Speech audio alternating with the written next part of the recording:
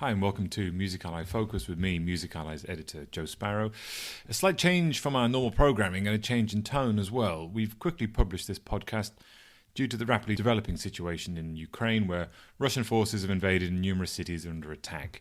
Suddenly the bickering and internal politics of the music industry feels very small and unimportant. There's a large community of people connected to the music industry inside Ukraine and who are affected by this war. Getting information from war zones is complicated.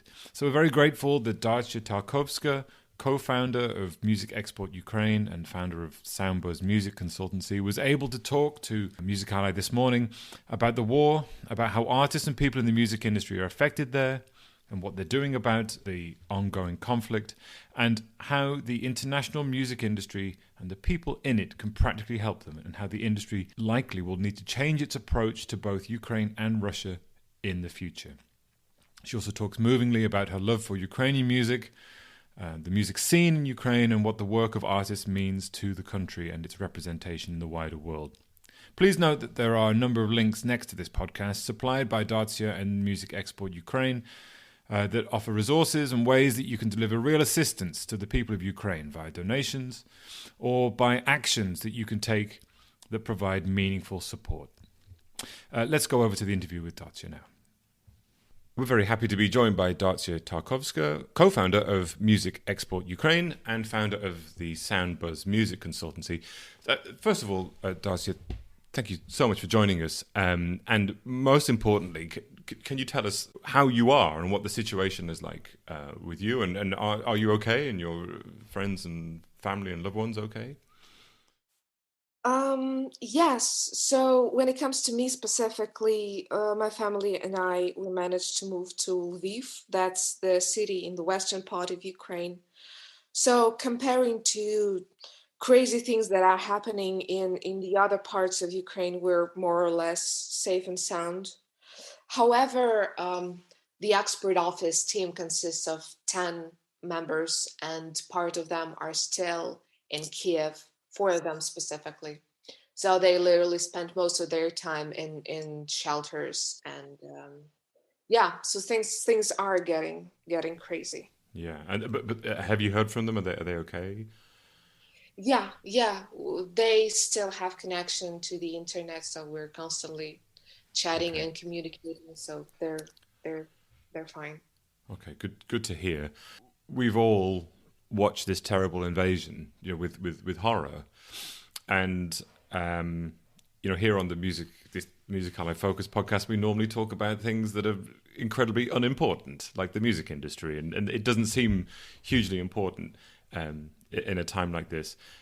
But in Ukraine, one of the important things at the moment is that the needs and the thoughts and the communication of the people is heard by a wider audience.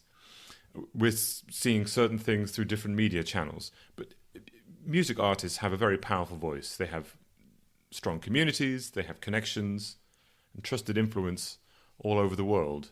And so they're an important part of that communication process. First of all, can you explain how musicians in Ukraine and the music industry have been affected by this, and how are they responding? How are they speaking out, and what are they trying to do? What's happening? Mm.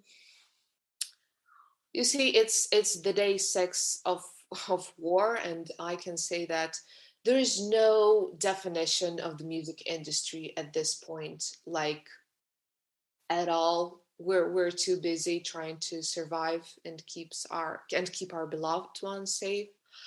When it comes to artists, though,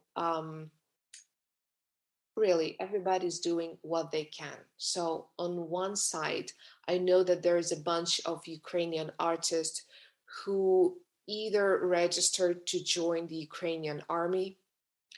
For example, there is a Ukrainian rock band called Antitila. They were supposed to release a set of new songs and play some gigs this week. They registered to join the army instead. Um, and we also have the concept of territorial defense in a way. So these are not the soldiers, but rather volunteers who are trying to keep the city safe. So they're like checking in on the people. They still have guns and stuff, but they're like more of sort of protective side in a way. So I know that a set of musicians also registered to join the territorial defense teams. So yeah, they are like literally working hard to keep us protected. Now, um, on another note, there's definitely a set of musicians who are trying to work. Well, they do work as opinion leaders, and they're trying to use their social media platform as sort of way to inform and keep people updated on the current situation. And depending on the artist's background, they're working either with English speaking audience and explaining in English as good as they can what exactly is happening and why that is a disaster. Or they're actually speaking Russian because, well, prior to 2014, like historically, Ukrainian and Russian music industry used to be quite connected. And some Ukrainians still speak Russian, and that is totally fine. And it was a huge ethical question for some of the musicians after the revolution and the first armed conflict in 2014, whether Ukrainian artists should keep on working with Russia or should they ignore this country as a whole. And there was no predefined answer. Some of them burned the bridges, some of them tried to keep this thing going on both sides. Now, in 2022, it's not a question anymore. So even for those artists who tried to keep this thing going for two countries, they're vocalizing it like crazy, and they're speaking Russian, and then trying to explain to their Russian part of the audience what is exactly happening, that this is war and this is not okay. And yeah, the misinformation and the scope of propaganda is really crazy. So they're trying their best to be as vocal as possible and to provide truthful information, basically. So there's two channels there. They're broadcasting, maybe, well, three. Maybe they're broadcasting, it's communicating in English to the outside world to spread their true message. They're communicating locally inside the country to communicate support to everybody, and they're communicating in Russian to what is their audience? Is it young people in Russia, and they're trying to get a truthful message, an alternative to what they're hearing internally in Russia? Yes, exactly. And how, from that, if we can talk a moment about that, that perspective of them communicating, what message are they trying to share? Whether they're trying to say it in Russian or English or whatever, like what message are they trying to get out? You see, I believe on Russian, and some people are taught to think that this is not a war, but Russia is actually trying to save us. In reality, it is completely the opposite. But that's exactly the reason. I know that some of Russian fans were writing, and they still do, to our Ukrainian acts, saying like, "You're lying. You're completely safe. Russian army would never hurt anybody. We're trying to save you." And so Ukrainian artists are providing video footages, the actual photos they make themselves. They create videos while they're hiding in shelters, saying that's not fake. Like, guys, you cannot fake things like that. It's the Russian media who tries to fool you, and you should not listen to it. It's an interesting component of this war, this invasion, that social media and is able to very quickly share the concept of truth is always difficult in these situations, but they're showing a truthful perspective of those people in those moments at those places because it's filmed on a phone. And that is in itself, and I'm talking about normal people all the way to Ukrainian politicians are doing this, and it's getting an alternative message out. And of course, artists have a very loud voice, and they can do this, I guess, effectively. I think every voice matters.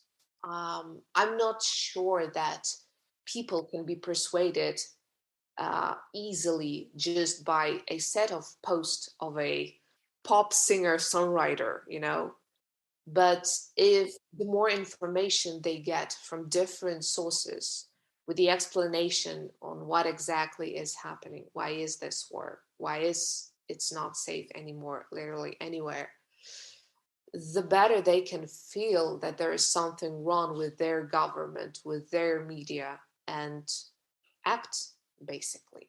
Um, uh, there's a set of Russians who actually understand the situation quite well, and they do understand that this is war. And they feel they feel helpless. Yeah, they do. And they're like, we cannot do anything. And Ukrainians are trying to explain that yes, you can. There's still a way for you to protest this. So, and this goes not only to Russians, but basically any foreigner. Like on the day one, I received tons of messages from our foreign partners saying, like, prayers, I hope you're okay, say you're safe, I hope everything will end soon. And yes, that was very kind and sweet, but that doesn't make any difference really. So our expert office team actually created a document with the relevant information, how anyone can help Ukraine at this point. And this one goes with a wide range of actions, starting off with posts on social media and ending with donations to charities and spreading the word and many, many more. I know that some of our foreign partners actually initiated volunteer groups that are helping Ukrainian refugees at this point, because there's a huge wave of refugees trying to escape to the neighboring countries. So now we are in this kind of part of the situation where actions are louder than words, and every intention matters, really. Let's talk about those actions a bit then. There's one thing I noticed. Some Ukrainian artists don't feel they're getting enough support from the music industry to allow them to spread what is seen as a political message of very specific anti-war sentiment. Alonia, one of Ukraine's successful artists inside and outside of Ukraine, posted on social media voicing frustration, saying, this is a quote, that we Ukrainian artists want to change the covers of our albums and tracks to an image, anti-war image supporting Ukraine, essentially. So changing their artwork to something that very specifically would put a pro-Ukrainian anti-war image on all their artwork across all the streaming platforms, to convey the information of the tragedy and the terrors of war that are happening to our listeners from Russia and around the world. But this is not possible now because streaming platforms hold a, quote, no politics in music position and don't allow them to do this. And Alonia says, music can no longer be out of politics. How can the music industry and those platforms better support artists in sharing that message? Before we dig into that, I wanted to quickly explain the context behind this post. So basically, Ukrainian artists started to brainstorm if there are other ways they can inform their audience about current situation in Ukraine. And one of the ideas were indeed to update the art covers on streaming services. They tried to do that on their own, and apparently they couldn't because the artwork wouldn't pass the moderation. For some reason, distributors thought that was a scam, or somehow that's against their traditional policies. So we actually had a set of Ukrainian artists who wrote a petition to their distributors explaining the situation. And hopefully within the couple of days, they will be able indeed to update these artworks. Because this is crazy. I'm a huge music lover and I used to listen to music 24/7. And now I simply can't imagine doing that. So the idea that somebody out there may still enjoy positive vibrations of any like cheerful songs while there's people are dying, yeah, sounds bizarre. So even if the messages on the artwork may have an impact, I think that's definitely should be on a to-do list. Yes, and the message on the artwork very specifically says, essentially, stop listening because people are dying as you're listening. Yeah. I'll link to it around the podcast so people can read it as well. Yes. So when it comes to foreign music industry and what can you do to help us? Well, honestly, everything starts not only with the music industry specifically, but with any foreigner. Like there's a set of trustful charity organizations that you can donate to. So that would be one. There is a set of volunteers, especially in Hungary, Poland, Slovakia, and Romania, who are providing the support to refugees, accommodation, transport, medicine, anything like that. You can also send humanitarian help. You can spread the information and truthful photos on your social media. Actually, we were very pleased to see the amount of street protests all over the world. And these ones are really, really important because they help to narrate to the local government, basically, that people are not okay with the war and there's a set of things we can do. And the more the governments from different countries see the need to change and to support Ukraine, the better, actually. Now, when it comes to specifically music industry, we are in touch with a set of music radio stations all over Europe. So if you can add more Ukrainian acts to your playlists, that would be very helpful because I think, in the expert office, we're quite young, and as an organization, we're only 3 years old, and we are trying our best to spread the word about Ukrainian acts. And honestly, they're amazing. Like the music is really, really good. And Alona is just one of the examples. So the more people are aware about Ukrainian music, the better. I do believe that music can be used as a soft power nowadays, and a way to communicate the needs and the issues that are now in our country. Whew, apparently this is very hot topic to talk about, Yeah, I mean, it's only words, but I can speak for all of us at Music Ally and our listeners saying I think everyone's very humbled and inspired by the people in Ukraine, and it's terrible to watch. I'm sure that the people listening will contribute I hope in whatever way they can, in the ways that you mentioned and that you've put in your resources. As you say, it's a difficult thing to talk about and an incredibly difficult time.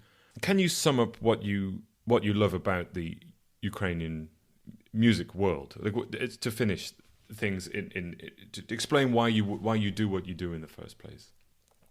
Joe, I think I'm the first person who's literally crying on your podcast. I'm sorry. Yeah, you are the first. I can Okay. confirm you are the first. So what do I love about Ukrainian music specifically? You see, there's a story how we created the expert office in the first place. It was 2015, and I was at Waves Vienna Showcase Festival in Austria.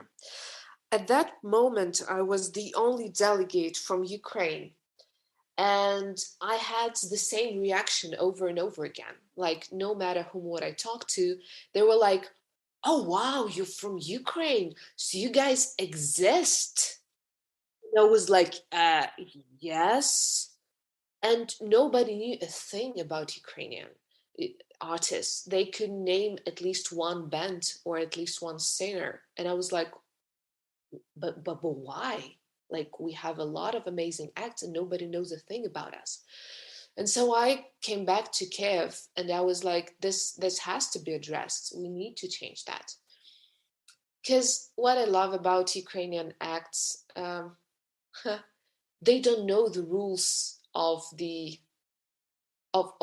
what should and should not be done. They do everything just the way they feel, and that opens the gate to unique sounds, to unique approach, very powerful emotions, and the language. Again, I know that there's a bunch of Ukrainian acts who are they're using Ukrainian language on purpose, and they're you going abroad and they're gathering huge amount of people on their gigs, and we were getting this kind of feedback from foreigners. I cannot understand a thing, but this is amazing, and I do agree this is amazing. Which is an incredible thing, and the power of music, isn't it? It's a reminder why perhaps we all work in this world, you know, because of the power is so incredible. True. We definitely have a long way to go, though, because Yeah. the music industry in Ukraine is really, really young. I mean, in terms of the live industry, we have five main cities that you can focus on, and four of them are under bombing right now, and under shelling. Um, but even when it comes to streaming services or music distribution companies, some of them are still working with Russia and having their head offices in Moscow, and they treat Ukraine as just one of the countries Russian office is cooperating with. So this is something that the music industry in Ukraine is trying to address and change as soon as possible. Even if the streaming services or distributors are not ready to create independent head offices in Ukraine, we would rather prefer to work with any Eastern European offices than keep this cooperation with Russia, because really, I think the bridges will be burned. It won't be the same as it used to be anymore. Significant changes are inevitable now. It's hard to talk positively about the future when the reality at the moment is so horrible. But hopefully, there is a better tomorrow for all of those things you've described in Ukraine. I do believe that, yes. I really hope that the war will be over soon, and we will recover, and Ukraine will remain an independent and powerful country. Because we rely on our army, on our president, on our politicians, and they're doing amazing and incredible job. Um, However, I was asked about it the other day.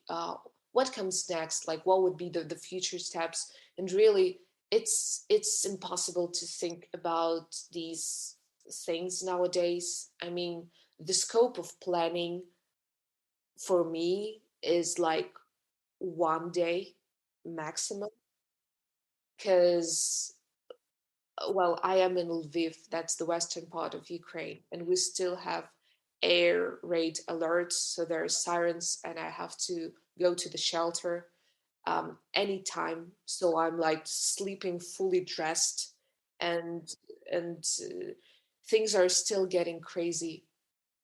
So right now, from my perspective, I have just two tasks. One task, keeping my family and my team at the expert office as safe as possible. And second task is to spread the word about the war in Ukraine and making sure our international partners and basically anybody from the music industry from abroad is aware about it and make sure that they have the tools to support us. So yeah, we live day by day at this point. Yes, and that's probably a good place to leave it. And to wish you all the strongest love and support and hopes and best wishes from everybody. And again, a strong encouragement for people who are listening to look at the resources we're sharing and to support in with actions as well. And Dartsya, we're ever so grateful that you joined us, and we really hope for the best for you and that your day-by-day life starts to become week by week and month by month again, and you can start living a more normal life again as soon as possible. Thank you so much for joining us. We're really grateful. Thank you, Joe. Okay, and of course, huge thanks again to Dartsya for taking the time out of, as she said, living day by day in Ukraine to speak to us and to communicate so passionately and thoughtfully about the situation and what we can all do to help, and ideas around how the wider music industry can address Ukraine and deal with that country and the people in it and the musicians in it in the future as well. That's it for me, Joe Sparrow, Music Allies editor. Thank you for joining us as ever, and see you soon.